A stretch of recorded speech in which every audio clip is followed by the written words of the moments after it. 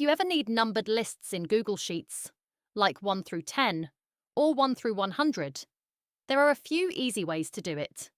Let me show you. The first method is the classic drag method. Type 1 in a cell, type 2 underneath it, maybe even 3, just to make the pattern obvious. Now highlight those numbers. See that little blue square in the bottom right corner of the selection? Click it and drag down.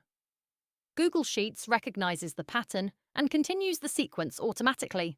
Simple, fast, done. But there's a more powerful way. You can use a formula. Type equals, sequence, open parentheses. Now Sheets will prompt you for a few things. How many rows do you want? How many columns? Where to start? And what number to increase by. For example, if you want 10 numbers starting at 1 and increasing by 1, you'll instantly get 1 through 10 filled in for you. The best part? It updates dynamically. If you just need the numbers as static values, copy them, right-click, and choose Paste Special Arrow Values Only.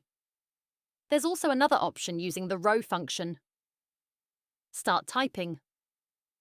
Equals. Row, open parentheses. If you're working in a sheet that already has data, Sheets will often suggest the formula automatically.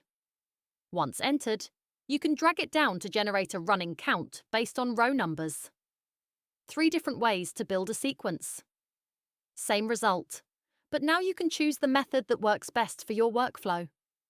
If you want to get better at building smarter systems in Google Sheets, I'm Hannah from Sheet Leveler, and I'll help you level up your spreadsheets.